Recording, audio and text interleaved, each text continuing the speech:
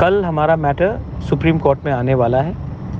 हमने कमिटमेंट दिया था कि हम लोग सीए के केस से पीछे नहीं हटेंगे। I am very happy to say that आज हम लोगों का मैटर आसाम और त्रिपुरा को पूरा इंडिया से अलग करके सीए का मैटर सुनाया जाएगा।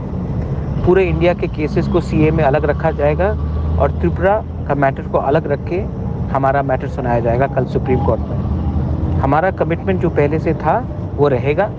ये त्रिपुरा मोथा एक पार्टी नहीं है, एक मूवमेंट है। इसमें जिसको भी शामिल होना है मोस्ट वेलकम, लामसोगो भाई का हम। लेकिन एक बात कमिटमेंट हमारा क्लियर रहना चाहिए कि इस बार हम लोग अपने पार्टी के बारे नहीं, अपने जाति के बारे सोचकर आगे काम करेंगे।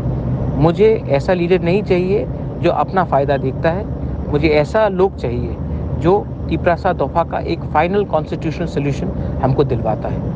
इस बार प्लीज़ आप कहीं भी हो, अपना दफा के बारे सोचिए और इस बार पार्टी को नहीं सोचकर जाति के बारे काम कीजिए।